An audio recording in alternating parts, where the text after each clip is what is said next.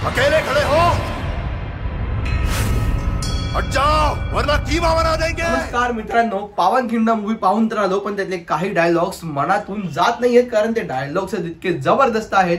उदाहरण द्यायचं म्हटलं तर बाजी प्रभू आणि त्यांच्या सोबतचे 300 बांधल सैनिक पावनखिंडीत पाय रोवून उभे आहेत। राजे विशाळगडाच्या दिशेने आपल्या निवडक साथीदारांसह पुढे निघून गेलेत आणि इतक्यातच पाठलाग करत फाजिल खान आपल्या फौजेनिशी खिंडीत येतो आणि समोर एकट्याच उभ्या असलेल्या बाजी प्रभूंना पाहून म्हणतो, हमारे सामने अकेले खड़े हो, हट जाओ वरना खीमा बना देंगे।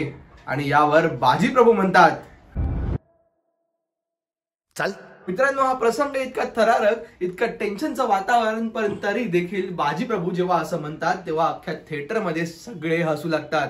दुसरा प्रसंग सांगायचा म्हटलं तर जेव्हा बहिर्जी नाईक हे राजे ज्या पायवाटेने जाणार आहेत त्या पायवाटेची पडताळणी करण्यासाठी गडाखाली उतरतात आणि पुन्हा गडावर येतात, तेव्हा गडावरचे दरवाजे बंद असतात आणि आतला जो पहारेकरी आहे तो बहिर्जी नाईकांना विचारतो की तुम्ही कोण आहात। खरंच आमचे माणूस आहात हे पटवण्यासाठी तो आतून एक प्रश्न विचारतो आणि तो म्हणतो, जर तुम्ही आमचीच माणसं आहात तर सांगा तुमच्या रक्ताचा रंग कोणता।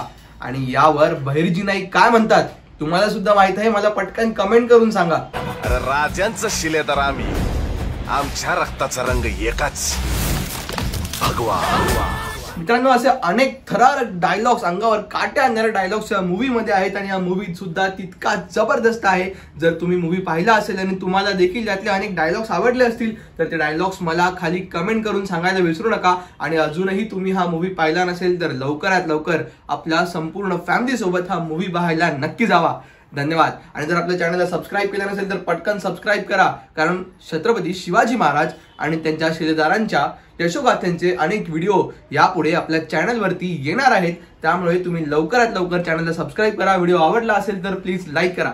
धन्यवाद।